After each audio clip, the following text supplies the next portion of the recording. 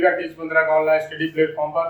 जैसा कि हमने संविधान की कल एक क्लास कर ली थी, उसमें हमने जो संविधान के पार्ट थे, इसका बैकग्राउंड था, हिस्ट्री थी, उसके बारे में डिस्कशन कर लिया था। ठीक है, आज कल की क्लास में लास्ट में क्या हुआ था कि मैं भाग 3 तक शायद बता दिया था या 4 भी आगे बताने वाला था, लेकिन वो वीडियो किसी कारणवश पूरा रिकॉर्ड नहीं हो पाया था। ठीक है, तभी वीडियो के लास्ट में हमने फिर बताया भी था आपको।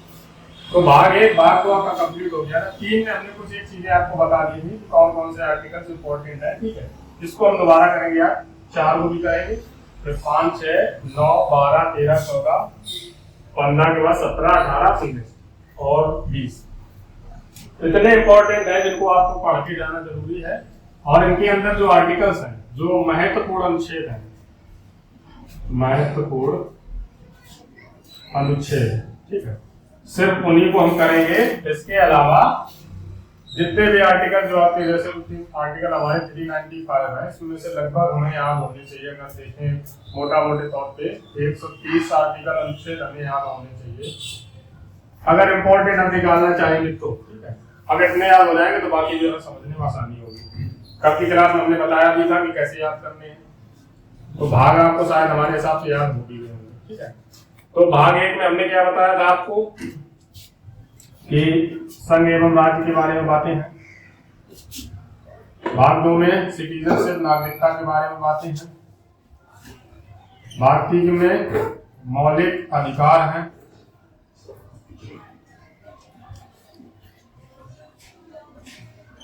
ठीक है, भाग 4 में जो है नीति निर्देशक तत्व है। ठीक है, और 4 काम में है आपके मूल कर्तव्य है। फिर 5 आता है संघ, राज्य, पंचायत, 12 में वित्तवाद, 13 में व्यापार, 14 में संघ लोक सेवा के अधीन सेवाएं होती है। ठीक है, 15 में निर्वाचन है, 17 में राजभाषा, 18 में आपका आपातकाल आता है और 20 में संविधान संशोधन आता है। ठीक है, इन सारी चीजों के बारे में हमने कल आपको एक मोटे तौर पर पूरा भी बता दिया। तो वैसे तो हमने 22 साल के पूरे भाग आपके लिखे थे, जो भी भाग होते हैं उनको हमने सारे लिखे थे और बताया भी था कि कैसे आपको याद करना है। अगर आपको भाग याद है तो अनुच्छेद याद करने में आपका आधा काम पूरा वहां से हो जाता है। ठीक है, तो भाग 1 हमने कर लिया था, भाग 2 भी कर लिया था, 3 भी कर लिया था। मौलिक अधिकार हमारे साथ होते थे पहले, अच्छा है इस वक्त। ठीक है, 7वां हटा दिया गया, विधिक अधिकार बना दिया गया। वो आर्टिकल किसमें है, 31 अनुच्छेद जो था उसको हटा के इसको कानूनी अधिकार बना दिया गया। ठीक है, 32 बताया था, उसमें और भी हमने आपको चीजें बताई थी इंपॉर्टेंट। तो मौलिक अधिकार का जो सेक्शन था पूरा हमारा ठीक से हो नहीं पाया था, तो उसको हम दोबारा करके बताएंगे। ठीक है, तो उसके बाद जो भी हमारे इंपॉर्टेंट भाग आएंगे उन पे सिर्फ हम ये बात करेंगे कौन से अनुच्छेद हमारे इंपॉर्टेंट हैं। उनको हमने निकाल के अपना अलग निकाला है नोट्स में, तो उन्हीं के जरिए हम आपको बताते हुए चलेंगे। ठीक है, तो जो बच्चे नोट करना चाहे वो नोट कर लें, बाकी अगर क्लास को एक दो बार आप देखेंगे चीजें आपको अच्छे से समझ में आ जाएंगी। ठीक है, और जिन्होंने पिछला वीडियो नहीं देखा है तो पिछला वीडियो देख लें, तभी उनको समझ में आएगा, वरना फिर समझना मुश्किल होगा। तो भाग 3 में जो है हमारे मौलिक अधिकार के बारे में बात हो रही थी। तो मौलिक अधिकार पहले हमारे 7 होते थे, अब इस समय वर्तमान में 6 है।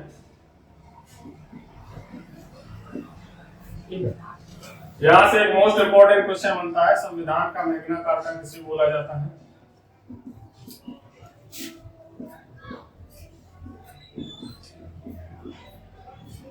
संविधान का मैग्ना कार्टा बोला जाता है मौलिक अधिकार को। मौलिक अधिकार लिए कहां से गए हैं? हमारे अमेरिका से। ठीक है, अमेरिका से लिए गए। भारत का राष्ट्रपति जो होता है, उपराष्ट्रपति होता है, उसकी जो प्रक्रिया है, ठीक है, शासन व्यवस्था जो है राष्ट्रपति के जो संसद की, वो तो ब्रिटेन से ली गई है, लेकिन जो राष्ट्रपति निर्वाचन की प्रक्रिया है और बाकी चीजें जो होती है उसका प्रोसेस, ठीक है, वो प्रोसेस वगैरह हमारा अमेरिका से लिया गया है। तो ये भी चीजें हमने बता दी थी कल आपको। फिर आता है हमारा इसी में इंपॉर्टेंट कि कौन कौन से हमारे जो 6 वर्तमान में मौलिक अधिकार हैं वो कौन कौन से हैं। ये मैं शॉर्ट में लिख रहा हूं, ठीक है, तो उसको थोड़ा ध्यान दें। तो पहला से हमने बता दिया था, दूसरा, तीसरा, चौथा, पांचवा, छठवां। ठीक है, तो पहला हमारा आ जाता है जो समता का अधिकार है।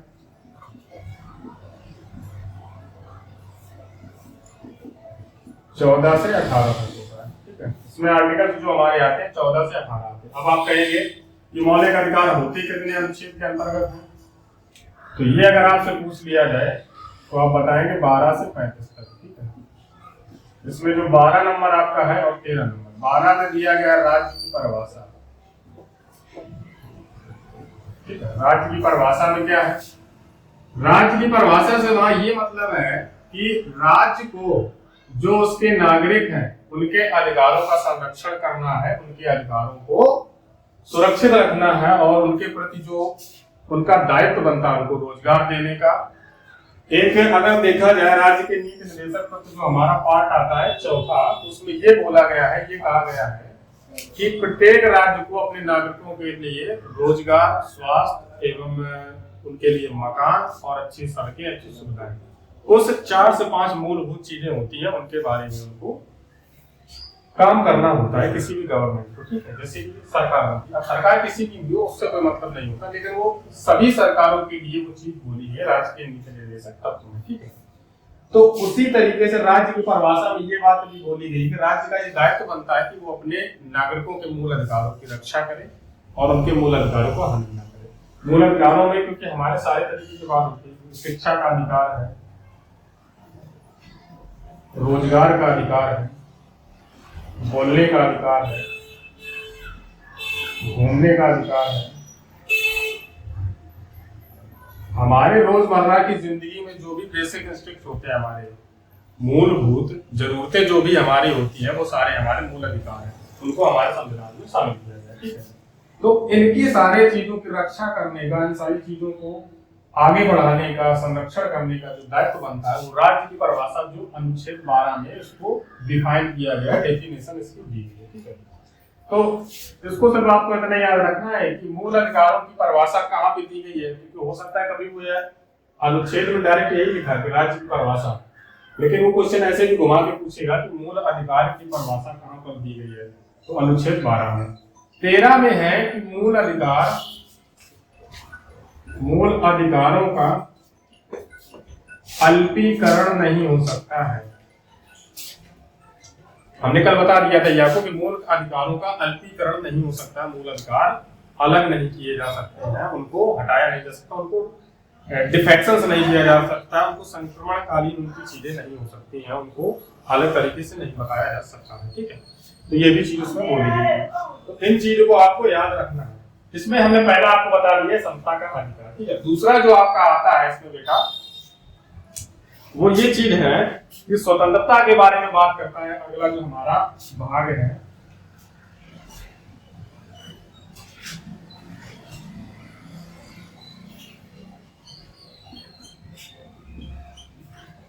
उन्नीस से 22 नंबर जो आपका आता है वो आता है आपका समता का अधिकार, जो है आपका 14 से 18 में आता है। फिर आता स्वतंत्रता के बारे में बात करते हैं, तो 19 से 22 किस हद तक हमें स्वतंत्रता मिल सकती है, किन जगहों पे हमें स्वतंत्रता मिलेगी, कहाँ हम घूमने जा सकते हैं, किन चीजों को हम कर सकते हैं, उन चीजों के बारे में बात की गई है, ठीक है। फिर आता है हमारा शोषण के विरुद्ध अधिकार। इसको मैंने कल बता दिया था कि आर्थिक स्वतंत्रता के बारे में बात हुई, तो दोनों बातें एक ही है। शोषण के विरुद्ध अधिकार, शोषण के विरुद्ध अधिकार के बारे में बात करेगा, तो किस भाग में बोला गया मौलिक अधिकार में? तीसरे नंबर पे रखा गया है शोषण के विरुद्ध अधिकार। हाँ, और इसको इस नंबर से ही याद रखना है, पहले पे समता का है, दूसरे पे स्वतंत्रता का है, तीसरे पे शोषण है। तो सा आदि सा, फिर सा, 3 सा अगर बनेगा तो सा का क्यू, 1 से 3 तक जो आपके मौलिक अधिकार होते हैं, ट्रिक है याद करने की। समता, स्वतंत्रता, शोषण, इन तीनों की जब बात होगी तो हमारा पहला भाग, दूसरा भाग, तीसरा भाग इसके मौलिक अधिकार के जो भाग हो जाएंगे। अगला इसमें जो आता है वो है आपका धर्म के स्वतंत्रता के बारे में बात करता है, तो वो आपका आता है चौथे नंबर में। धर्म की स्वतंत्रता के बारे में बात करेंगे यहाँ पे, धर्म के स्वतंत्रता के अधिकार के नहीं का, धर्म की स्वतंत्रता का अधिकार। कोई भी व्यक्ति कहीं भी जाके पूजा पाठ कर सकता है, किसी भी धर्म को अपना सकता है, क्योंकि भारत एक सेकुलर कंट्री है, एक सहिष्णु राज्य है। यहाँ पर किसी भी पर्टिकुलर धर्म को नहीं माना जाता है। ठीक है, इसके बाद हमारा जो 5वें नंबर पे आता है, 5वें नंबर में आपकी जो चीजें हैं वो बोली गई है कि संस्कृत और शिक्षा के विषय में बात की गई है। संस्कृति एवं शिक्षा, शोषण के विरुद्ध आपका आता है 23 और 24 आर्टिकल। ठीक है, इसमें आता है आपका 25 से 28 तक आता है। ठीक है, इसमें आपका आता है 29 से 30 तक। ठीक है, 31 नंबर आपका है नहीं, ये हटा दिया गया। 32 नंबर आता है संवैधानिक उपचारों का अधिकार। संवैधानिक उपचारों का अधिकार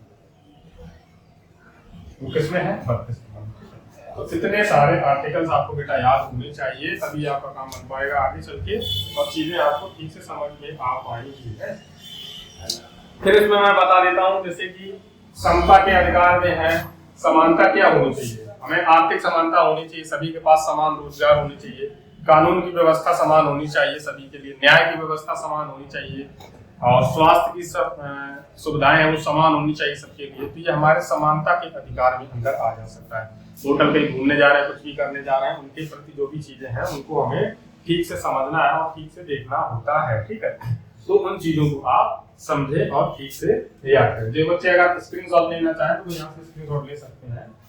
ठीक है, वो अपना स्क्रीनशॉट यहाँ से ले लें।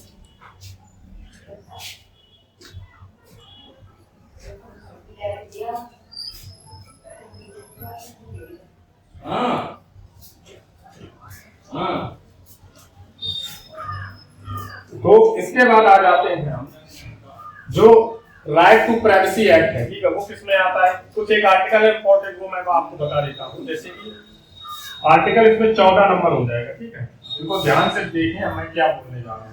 जैसे 14 है, 15 है, यहाँ पर 21 है और 21A है। ठीक है, जो मैं आर्टिकल्स आपको बताने जा रहा हूँ उनको आपको बहुत ध्यान से ध्यान देना है कि मैं क्या बोल रहा हूँ। ठीक है, 14 नंबर जो होता है विधि के समक्ष समता, मतलब कानून के समक्ष समता की बात कर रहा है।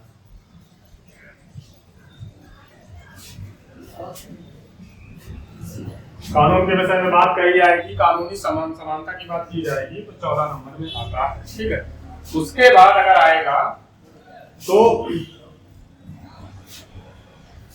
विधि के समक्ष समता के बारे में आएगा तो 14 नंबर में आएगा। ठीक है, उसके बाद अगर आ रहा है आपका कि भेदभाव के बारे में अगर बात की जा रही है तो आर्टिकल 50 है।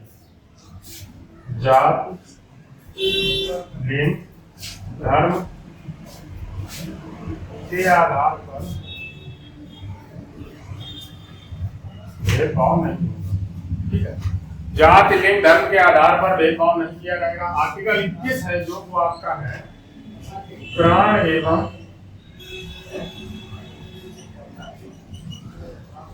दैहिक स्वतंत्रता। ठीक है, प्राण एवं दैहिक स्वतंत्रता,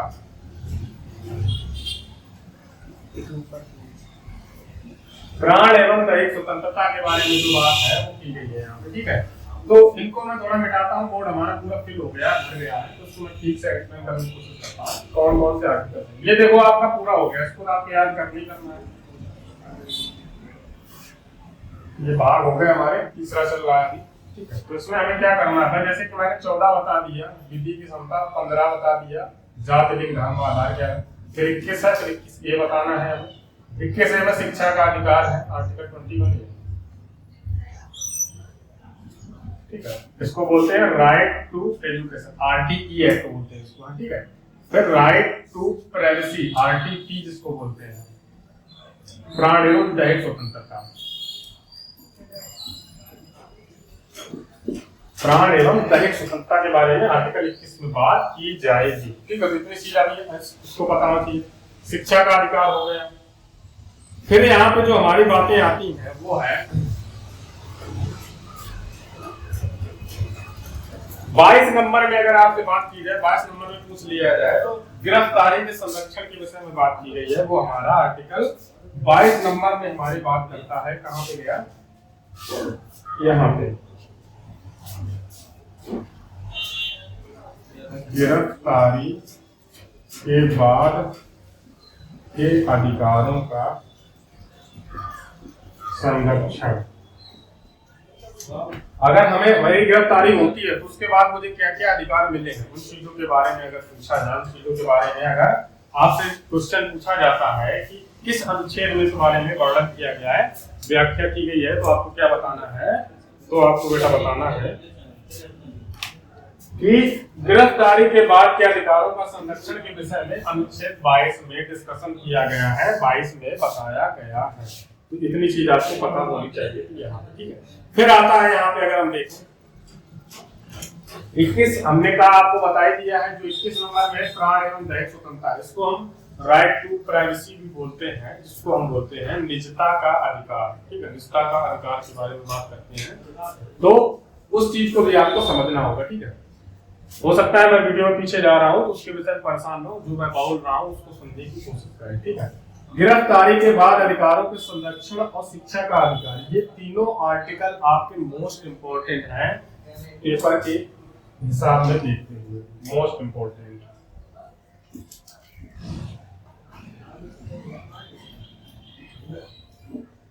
मोस्ट इंपोर्टेंट ये आर्टिकल्स आपको बुलाते हैं, आपको याद होने चाहिए। धर्म के स्वतंत्रता के बारे में बताया गया है, तो इतने आर्टिकल्स जो आपके भाग 3 में है वो आपको याद कर लेने हैं। भाग 3 की बात हमने कर ली है, ठीक है। इसके बाद आते हैं हम 4 नंबर पे, जो हमारा चौथा नंबर का भाग है, उसके बारे में बात करते हैं, ठीक है। चौथे नंबर के भाग में हमारी क्या क्या चीजें इंपॉर्टेंट हैं उसके बारे में देखते हैं, कौन कौन से आर्टिकल इंपॉर्टेंट।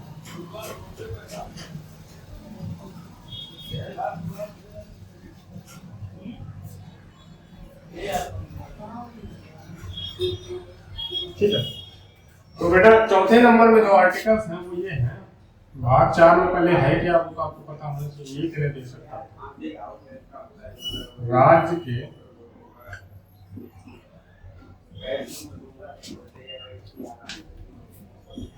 जिसको बोलते हैं डीपीएसपी आयरलैंड, और इसी के अंतर्गत आता है आपका 4 का, जिसके अंतर्गत मूल कर्तव्य को रखा गया। तो मैं डायरेक्ट आर्टिकल लिखता जाऊंगा कि क्या क्या बोला गया है, ठीक है। आर्टिकल 32 में है इन अधिकारों के बारे में परिभाषित किया गया, भाग 4 की परिभाषा है।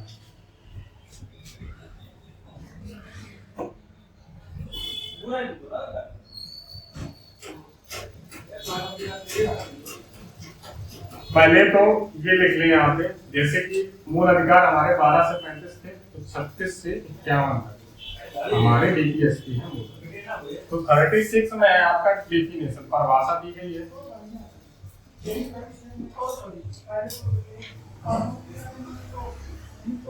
अनुच्छेद 36 में जो है हमारी राज्य की परिभाषा, राज्य क्या क्या करेगा ये प्रतिबद्ध होगा राज्य करने के लिए, उसको ये सब सारी चीजें करनी है, तो उसके बारे में बताया गया है। हमारा जो अनुच्छेद है वो 36 में बताया गया, ठीक है। 40 में है ग्राम पंचायतों का संगठन, इंपॉर्टेंट है। 40 नंबर में है बेटा जो आपका ग्राम पंचायतों के संगठन के बारे में बोला गया है। तो ग्राम पंचायतों के विषय में अगर आपसे पूछ लिया जाएगा तो 40 नंबर आपको बताना है, और यहाँ पे अगर पूछ लिया जाए तो प्रथम राज्य तो ग्राम पंचायत के अंतर्गत आता है नरौरा, राजस्थान।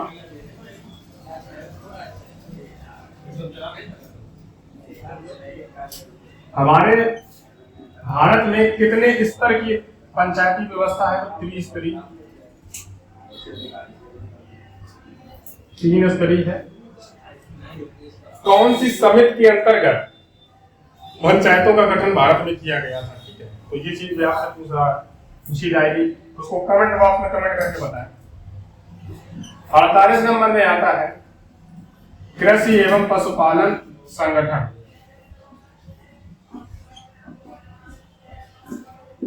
कृषि एवं पशुपालन संगठन के बारे में बात करता है, कृषि एवं पशुपालन के संगठन की विषय बात है, ठीक है। 48 का मोस्ट इंपॉर्टेंट पर्यावरण का संरक्षण करना है,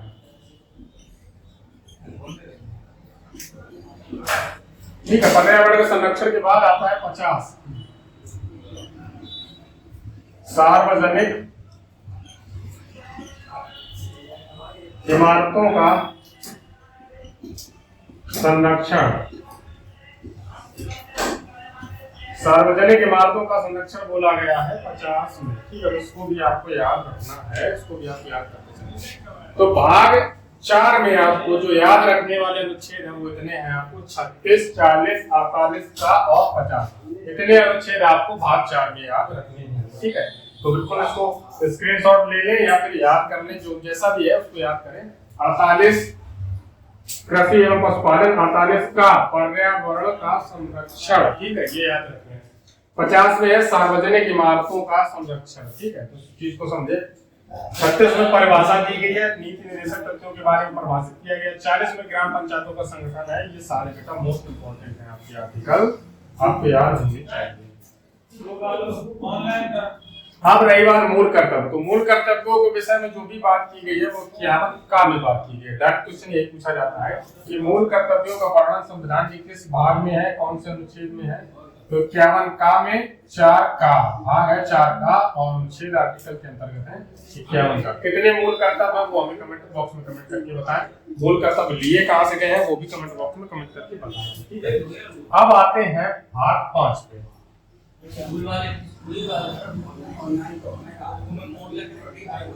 ठीक है, भाग 5 और भाग 6 मैं एक साथ लिखूंगा। उसका कारण है कि मैं तुलना करके फिर बाद में आपको बताऊंगा। देखो, भाग 5 मतलब संघ, संघ यहाँ पे मतलब है भारत, और यहाँ पे है केंद्र सरकार।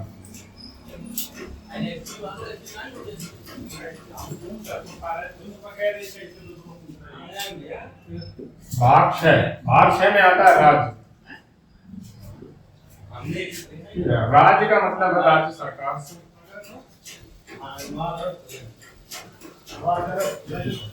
अब इसमें दोनों चीजों में आपको देखना है कि कौन कौन से पर्सपेक्टिव होते हैं, कौन कौन से भाग हैं। संघ है तो संसद होगा, और संसद कैसे बनती है बेटा?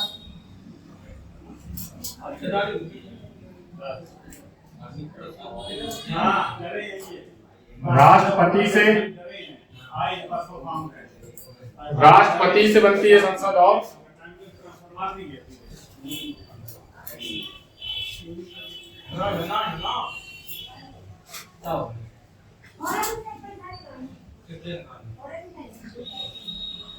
राज्यसभा और लोकसभा। ये आपका संघ हो गया, संघ के अंतर्गत ये चीज होगी। फिर आता है इसमें राज्य, विधान नहीं, राज्यपाल,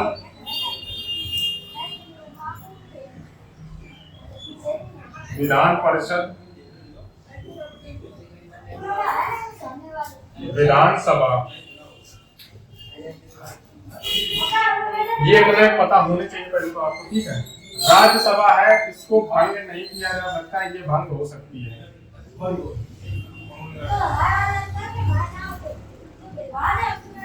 विधान परिषद भी भंग नहीं होती, इसका चुनाव होता है, ये भंग हो सकती है विधानसभा, ठीक है। यहाँ पे मुख्यमंत्री होता है, यहाँ पे प्रधानमंत्री होगा। राज्यसभा का जो अध्यक्ष होगा वो उपराष्ट्रपति होगा।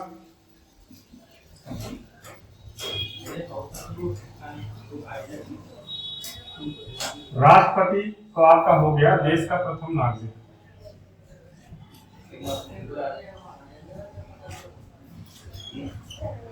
अब मैं यहाँ पे जो आपका लोकसभा, लोकसभा मतलब प्रधानमंत्री। प्रधानमंत्री के पास कौन होता है? मंत्री परिषद। अब मैं अनुच्छेद लिखने जा रहा हूँ, कौन कौन से इंपॉर्टेंट अनुच्छेद हैं जिसके बारे में वर्णन किया गया है। तो राष्ट्रपति के बारे में 52 से 62 तक, उपराष्ट्रपति के बारे में 62 से 72 तक। उपराष्ट्रपति इसके अंतर्गत है राष्ट्रपति, ठीक है। तो 52 से जो आपका 62 तक आता है उसमें आपको राष्ट्रपति के बारे में बताया गया है, और 62 से 72 तक उपराष्ट्रपति के बारे में बताया गया। तो उपराष्ट्रपति वाला मैं अभी निकाय दे रहा हूँ, उस वजह से मैं यहाँ पे लिखूंगा 52 के बाद 53 जो भी इंपॉर्टेंट है आर्टिकल्स वो मैं आपकी लिखना अब स्टार्ट करूंगा, ठीक है। तो 52 में है भारत के राष्ट्रपति के बारे में ही बोला गया है कि भारत का एक राष्ट्रपति होगा। ठीक है, भारत का एक राष्ट्रपति होगा, 52 बोला गया। 53 में क्या बोला गया है कि संघ की कार्यपालिका की जो शक्ति होगी, संघ की शक्ति वो राष्ट्रपति के पास होगी। तीनों सेनाओं के अध्यक्ष के बारे में संघ की शक्ति होगी, राष्ट्रपति मतलब केंद्र सरकार की शक्तियों का जो मुख्य केंद्र बिंदु होगा वो राष्ट्रपति होगा, उसके बारे में वर्णन किया गया है 53 नंबर में। ठीक है, 54 में है राष्ट्रपति का निर्वाचन। 54 में है निर्वाचन कि राष्ट्रपति का चुनाव होगा, निर्वाचित किया जाएगा। 55 में है उसी निर्वाचन की प्रक्रिया के बारे में बताया गया है, राष्ट्रपति के निर्वाचन की प्रक्रिया, राष्ट्रपति निर्वाचन प्रक्रिया वो बताया गया है 55 में। फिर आता है इसके बाद आपका 56 में जो बेटा आपका है राष्ट्रपति के पद की अवधि बताई गई है, 5 वर्ष होगी पद की अवधि।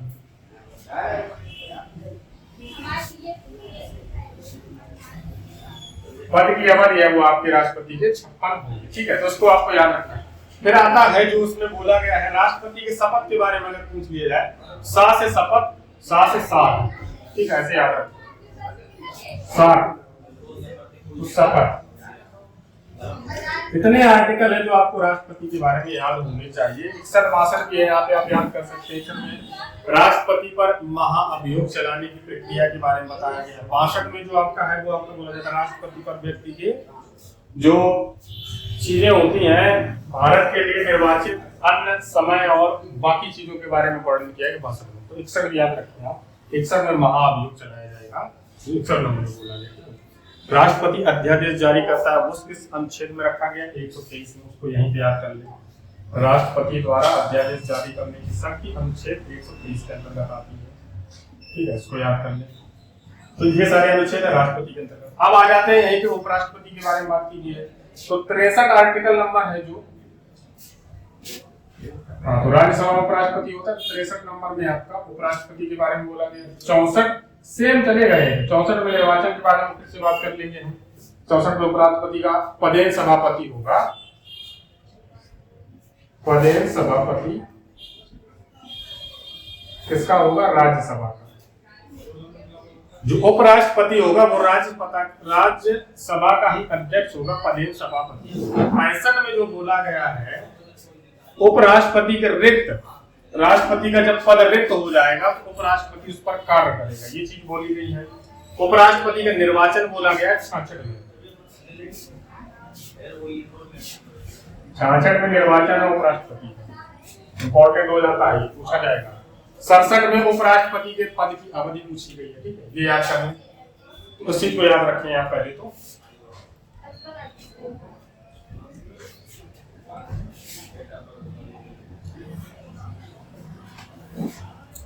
आ जाते हैं, जैसे मैंने बोल दिया था कि जो राष्ट्रपति का उपराष्ट्रपति के बारे में बोला गया 52 से 72 तक। तो 72 में है आपके राष्ट्रपति के क्षमादान की शक्ति।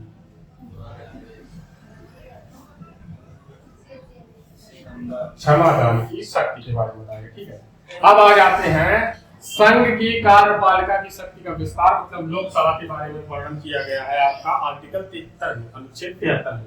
74 में बोला गया है मंत्रिपरिषद के बारे में।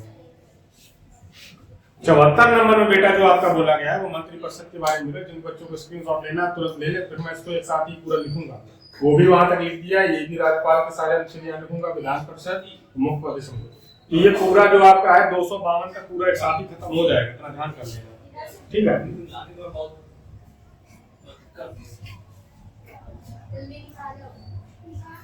76 में जो आपका बोला गया है महान्यायवादी, attorney general of India, AGI, जो गवर्नर जनरल पहले ना अटॉर्नी जनरल ऑफ इंडिया, वो 76 में बोला गया है। 74 में मंत्रिपरिषद की सलाह के बारे में बोला गया है, जो प्रधानमंत्री मंत्रिपरिषद को सलाह देगी, वो 74 में बताया गया है। 76 में महान्यायवादी के बारे में बताया गया। ठीक है, अब आ जाते हैं 79 में आपके संसद का गठन है, 80 में आपके राज्यसभा का गठन है, 81 में आपके लोकसभा का गठन है। ये चीज आपको याद रखनी होगी। 79, 80, 81 जीरो याद रखने होंगे। और इसको याद करने की सबसे जो सरल ट्रिक है वो होती है सरल। संसद, राज्यसभा, लोकसभा, 79, 80, 81। इसकी ट्रिक है याद करने की सरल। संसद सा से संसद हो जाएगा, रा से राज्यसभा हो जाएगा, 80 ला से लोकसभा हो जाएगा, 81। उसको आप ऐसे याद कर सकते हैं, ठीक है, ये ट्रिक है। फिर आता है यहाँ पे अगर संसद के जो लोकसभा की संरचना के बारे में बात करेगा तो वहां पे आपका आर्टिकल है, आर्टिकल 80 नंबर 1 81 जो संरचना की होगी, मतलब वो तो बता ही दिया हमने। फिर यहाँ पे जो आती है आपकी चीज वो है 83 संसद के सदनों की अवधि, 83 नंबर में कि 5 वर्ष की सरकार होगी, 5 वर्ष की सरकार होगी, उसके विषय में बात की गई है। तो 5 विषय की सरकार के बारे में जो बात की गई है तो वो आपका जो बोला गया है वो 83 आर्टिकल में बोला गया है, 83 अनुच्छेद में बोला गया है, ठीक है। तो इसको आप अगर स्क्रीनशॉट लेना चाहें तो ले लें, क्योंकि उस साइड हमें लगता है लिखने में थोड़ा दिक्कत होगी। तो आर्टिकल्स ये इतने इंपॉर्टेंट हो चुके हैं, फिर हम और आगे करेंगे अभी।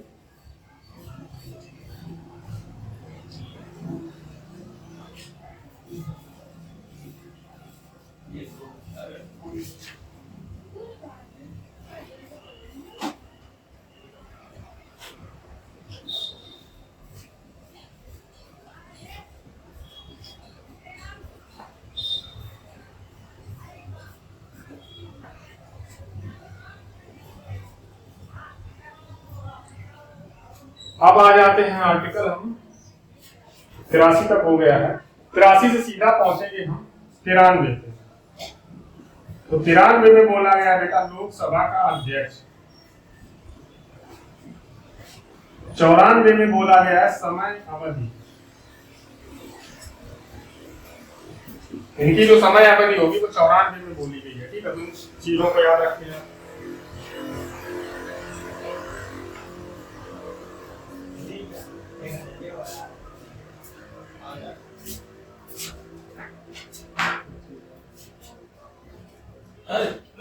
ठीक है, फिर आते हैं हम, इसको मिटाना पड़ेगा तो इसको लिख लिया होगा जिन बच्चों ने, ठीक है, इसको मैं रेज कर देता हूं।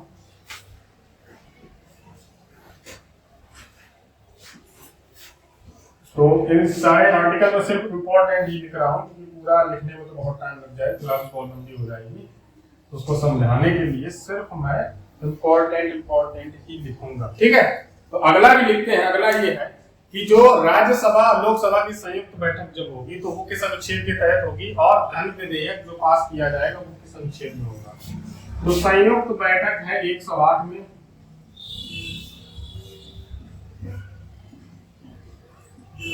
और धन विधेयक के बारे में बात की गई है 109 में। दोनों इंपॉर्टेंट है लोकसभा में। 109 में राज्यसभा लोकसभा की संयुक्त बैठक, और इसकी अध्यक्षता कौन करेगा? राष्ट्रपति। अध्यक्ष कौन होगा? राष्ट्रपति। और इस बैठक को बुलाएगा कौन? राष्ट्रपति ही बुला सकता है संयुक्त बैठक, ठीक है। अगला आ जाते हैं,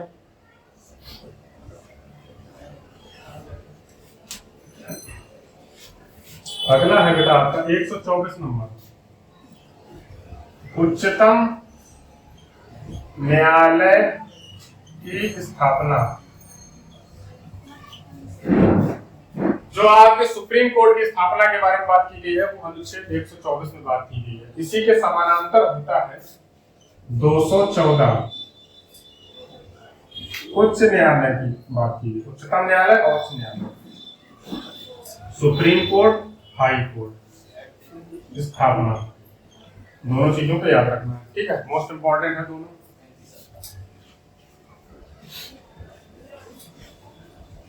एक 148 नंबर भी जो आता है, पहले से 143 नंबर देख लो। राष्ट्रपति परामर्श लेगा लोकसभा के अध्यक्ष से। कुछ विशेष परिस्थितियों में राष्ट्रपति भारत के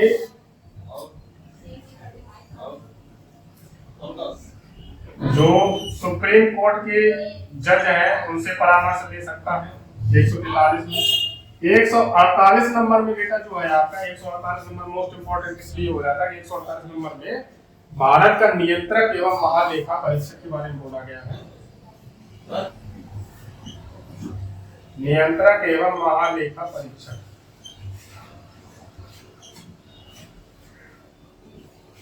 148 में बोला गया। ठीक है, तो चीज को याद रखें। इतने नोट कर ले पहले, फिर इसको मिटाते हैं, आगे लिखते हैं।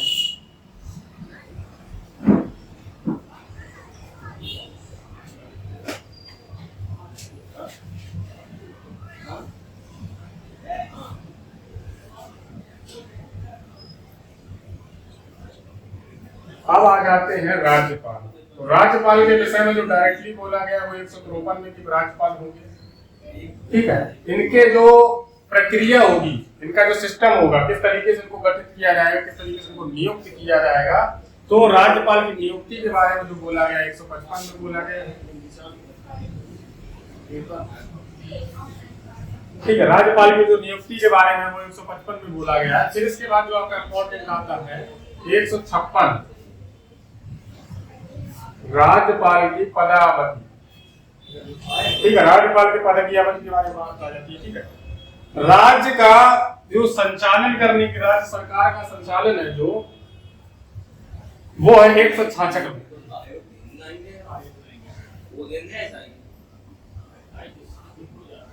राज्य का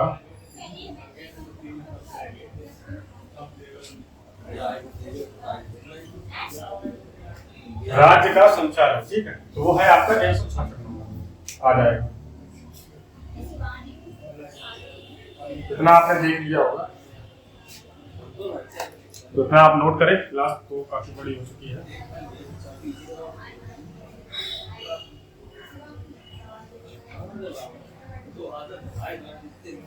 जो बच्चे दोनों क्लासों को देख लेंगे 3 से 4 या 5 बार, मुझे नहीं लगता है कि संविधान में उनको 60 से 70% चीजें एक बहुत अच्छे तरीके से पता हो जाएगी, उनको सारे आर्टिकल, सारे अनुच्छेद। अगर इसके बाद जब आपको हैवी थोड़ा अपर लेवल पे, एडवांस लेवल पे जब आप पॉलिटी पढ़ेंगे या राजनीति शास्त्र पढ़ेंगे या संविधान पढ़ेंगे, तब आपको और अच्छे से समझ में आने लगेगा। ठीक है, तो बेसिक से स्टार्ट करना, पहली सीढ़ी। फिर पहले तो हमें बैकग्राउंड पता होना चाहिए, संविधान का इतिहास, फिर भाग कहाँ से क्या दिया गया है, हर अनुच्छेद का मतलब क्या है, अनुच्छेदों को कैसे रखा गया है, उनको कैसे बांटा गया है, किस भाग की इंपॉर्टेंस क्या है, वो भाग और संविधान में है ही क्यों, ये तरीके होते हैं पढ़ने के।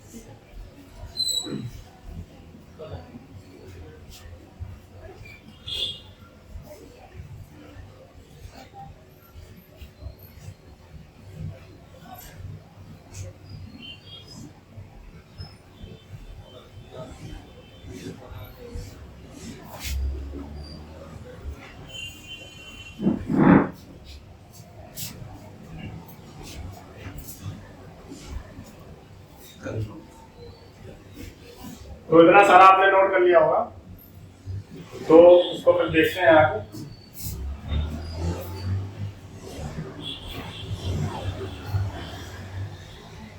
देखो ऑनलाइन है तो इसका मतलब ये नहीं है कि मैं हर तरीके से बिल्कुल बोलता ही रहूंगा या कुछ नहीं करता हूँ। ठीक है, बाकी चीजों को थोड़ा देखना भी पड़ता है, ये सारी चीजें ठीक तरीके से चल रही हैं। हाँ, तो 166 नंबर तक हो गया। 153 में राज्यपाल के बारे में बताया गया है। और सेम में से अगर तो ए 100 घटा दोगे तो क्या हो जाएगा, वहां से हम 52 पे पहुंच जाएगा, तो आप राष्ट्रपति के बारे में बताया गया। ठीक है, 166 तक हो गया है। ठीक, अब आ जाते हैं हम 182 नंबर। 182 में है आपका विधान परिषद का जो सभापति होगा और उसका जो अध्यक्ष होगा वो कौन होगा, उसके बारे में बताया गया है। ठीक है, और उसके कर्तव्यों के बारे में बताया गया है।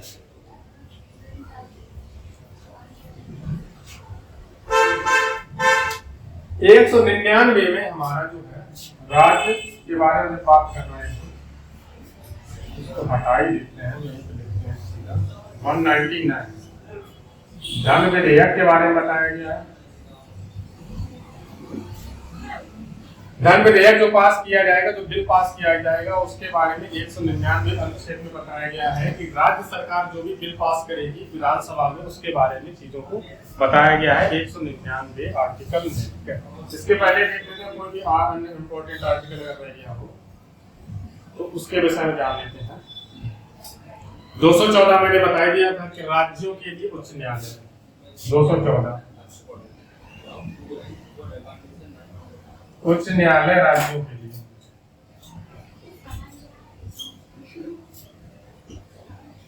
214 में जो बताया गया है वो राज्यों के लिए उच्च न्यायालयों का गठन बताया गया है, और इसी का रिवर्स हमने जब बताया था वो आपका था 124 में, जिसमें हमारे उच्चतम न्यायालय के बारे में बताया गया। ये हाई कोर्ट है, तो सुप्रीम कोर्ट है, उनके गठन की प्रक्रिया, उसके बारे में सारे सिस्टम के बारे में बताया गया है। अब होता क्या है कि 214 के बाद जब 215 आता है तो उसमें अभिलेख, उच्च न्यायालय के अभिलेख होंगे वो रिकॉर्ड के तौर पे रखे जाएंगे, उन फाइलों को रिकॉर्ड माना जाएगा, और उन जो भी डिसीजन दिए जा चुके हैं, जो भी निर्णय दिए जा चुके हैं, उनको भविष्य में किसी अन्य प्रक्रिया के लिए यूज किया जा सकता है या फिर संबंधित किया जा सकता है। न्यायाधीशों के वेतन के बारे में अगर पूछ लिया जाए तो 221 आर्टिकल है, अनुच्छेद 221 न्यायाधीशों का वेतन। न्यायाधीश जो भी जज होते हैं उनके वेतन के बारे में 221 में पूछा गया।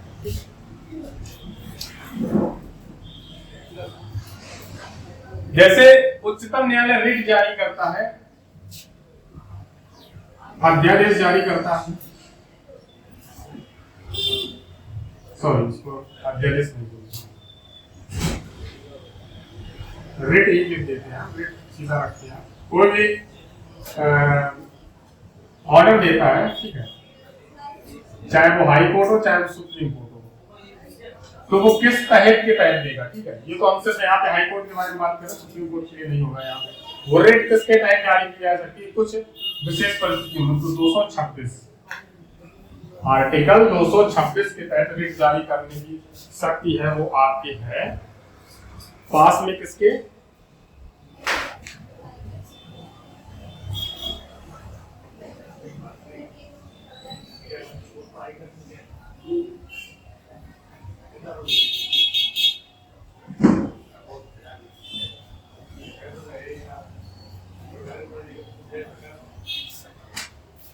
ठीक है। कुछ परिस्थिति में रेट जारी करने की शक्ति, देखो ऐसा है कि जो पीपीटी है मैंने उसको बनाया है, और रियलिटी में मैं चाह रहा था कि मैं उसको डिजिटली तरीके से आपको पहले पढ़ाने की कोशिश करूं, लेकिन मैंने बोर्ड का इस्तेमाल इसलिए करा है कि मैं सामने से बात कर पाऊंगा, उसको एक्सप्लेन कर पाऊंगा। तो वो मैं पीपीटी वहां पे यूज ना करके मैं यहाँ पे यूज कर रहा हूँ। मैं देखता हूँ, ऐसा नहीं है कि आपको लग ही रहा हो कि सर बार बार पता नहीं इधर भी क्यों आते बार बार देख रहे हैं, तो लॉजिकल नहीं बनती ये बात, ये मुझे भी करिए। क्लास भी होती है ऑफलाइन तो भी टीचर्स बुक का यूज करते हैं, उसका यूज करने का रीजन सिर्फ ये होता है कि आना ना आना कोई फर्क मतलब नहीं होता है, वहाँ पे मेन होता है टीचर का मतलब एक्सप्लेनेशन, उसकी व्याख्या करने की बात होती है, ठीक है। तो वो चीज आपको ज्यादा समझ में आएगी। अब रेट होता क्या है, अब रेट के बारे में बताना है तो बुक में तो सीधा लिखा है ना 226 में कुछ परिस्थिति में रिट जारी करने की शक्ति। अब आपको पता ही नहीं क्या परिस्थिति है, रिट क्या होती है, उसकी शक्ति का क्या मतलब है। जैसे कोई भी संस्थान अगर ठीक से काम नहीं कर रहा है, कोई भी गवर्नमेंट अधिकारी ठीक से काम नहीं कर रहा है, तो सुप्रीम कोर्ट उसको रिट जारी कर सकता है कि भाई आप ठीक से काम नहीं कर रहे हो और हम आपको रिट जारी करते हैं और आपको ठीक से काम करना पड़ेगा, तो उसको कहते हैं ऑर्डर देना, रिट उसको बोलते हैं, ठीक है। तो ये चीज आपकी हो गई। अब आ जाते हैं हम यहाँ से सीधे, हमारा बेटा 226 तक हो गया है, और 226 तक जितने हमारे इंपॉर्टेंट थे वो हमने कवर कर लिए हैं, ठीक है। विधान परिषद, विधानसभा, मुख्यमंत्री, जो सारी चीजें हैं वो हमारी सिस्टम हमें ठीक से समझ में आ गया है। अब आ जाते हैं भाग 9 पे।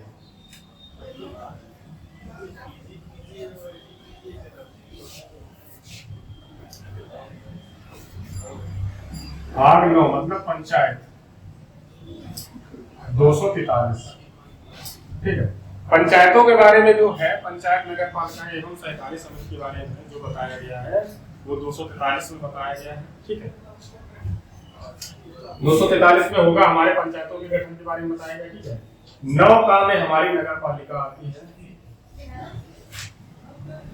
ये 70वां संविधान संशोधन है, ये 71वां संविधान संशोधन है।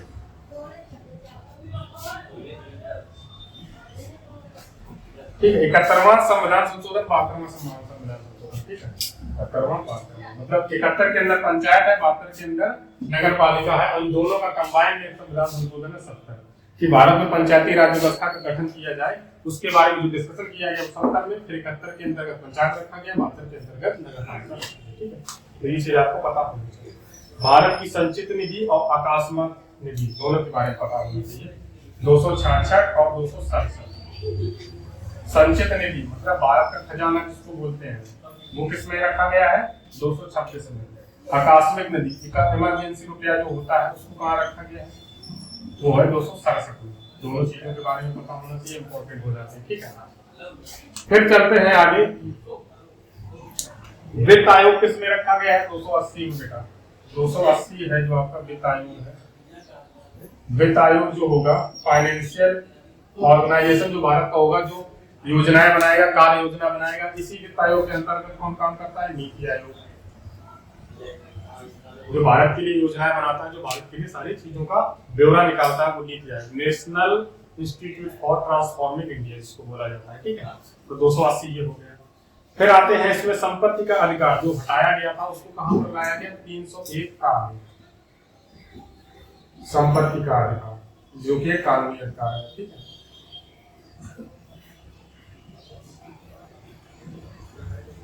संपत्ति का अधिकार 300 का जो कि आर्टिकल 31 पहले हुआ करता था, मौलिक अधिकार के अंतर्गत था, उसको हटा के निकाल के 300 का में रख दिया गया। वित्त आयोग की सिफारिश राज्य द्वारा उधार लेना, भारत सरकार द्वारा उधार लेना 282 283, ठीक है 293। इसके बाद आ जाता है हमारा 324, तो निर्वाचन के बारे में बोला गया 324 में, याद कर ले, निर्वाचन के बारे में बोला गया है 324 में। जो निर्वाचन के विषय में बात हो रही है 324 में। 315 में है जो संघ लोक सेवा के अधीन सेवाएं हैं,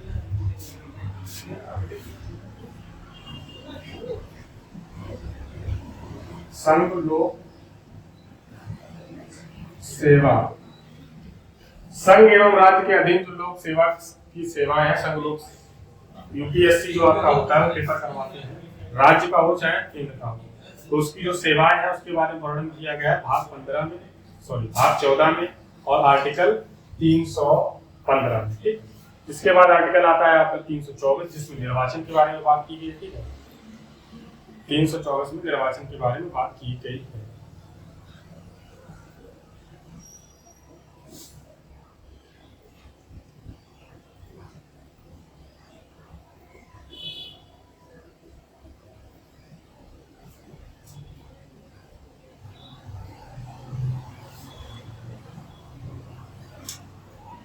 तीन 324 के बाद आते हैं 343, भारत की राजभाषा। राजभाषा का वर्णन जिसमें बाद में 17 में। अब यहाँ से आर्टिकल खत्म हो रहे हैं, जो मैं इम्पोर्टेंट लिख रहा हूँ क्योंकि सारे नहीं लिख रहा हूँ, उसका कारण भी है, सारे याद होंगे भी नहीं और इम्पोर्टेंट पे ही काम करना है, ठीक है। तो यहाँ पे मैंने लिख दिया था कि 280 में वित्त आयोग है,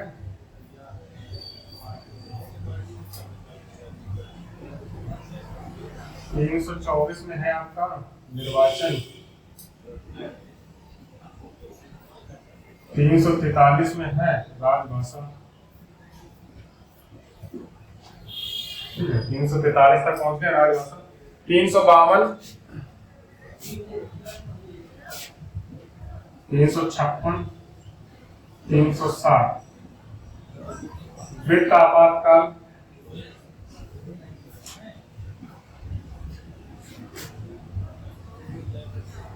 भीतर युद्ध आपातकाल, भीतर युद्ध आपातकाल, ये आपातकाल हो गया। तो इमरजेंसी के बारे में बताया गया है तीनों में, वो आपको बताया गया 352 356 360। तो वित्त आपात हो गया, उसके बाद आपका आ गया बाह्य युद्ध आपातकाल हो गया, फिर आपका भीतर युद्ध आपातकाल हो गया, ठीक है। तो इसके बारे में आपको पता होना चाहिए। फिर आते हैं इसमें वित्तीय आपात के बारे में, उत्पन्न 360 में है पोलर रिवर्स ही बता दिया है मैंने, लग रहा है गलत हो गया है।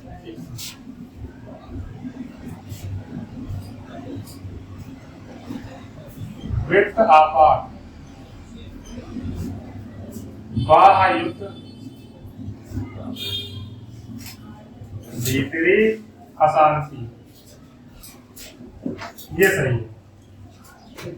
तो वित्त के बारे में 360 में, भीतरी अशांति के बारे में 356 में, 352 में बाह्य। तो भीतरी अशांति 356 1974 में जब इमरजेंसी 1975 में लगती है इंदिरा गांधी के द्वारा, वो आर्टिकल 356 में तहत लगती है।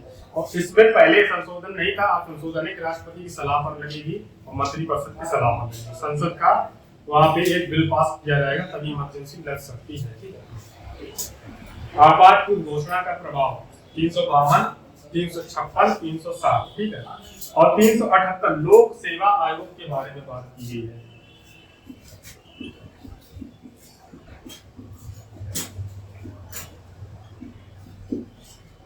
लोक सेवा आयोग के बारे में बात की गई।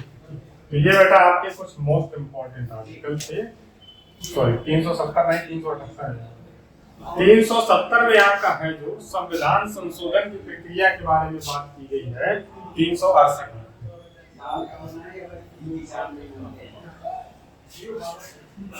संशोधन के विषय में जो बात की गई है वो 368 में बात की गई है। ये आपके मोस्ट इंपोर्टेंट जो आर्टिकल्स थे वो हमने कवर कर लिए, खत्म कर दिए। इतने आर्टिकल्स आपको पढ़ के जाना है। वीडियो को मैं ज्यादा लंबा करने की कोशिश नहीं करूंगा, चाहो तो और भी आप 50 आगे कर लिख दूं, इंपॉर्टेंट बोल के कोई मसला नहीं है। जो इंपॉर्टेंट थे वो याद कर लिए।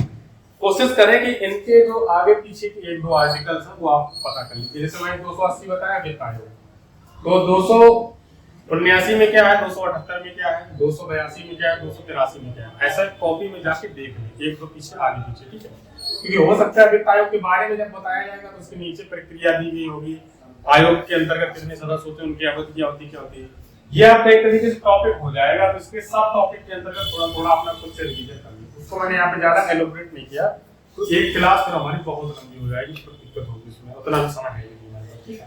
तो फिर मिलते हैं आप नेक्स्ट क्लास में, और ऐसे ही इसमें फैमिली के साथ जुड़े रहें। तब के लिए साइनिंग ऑफ और गुड बाय।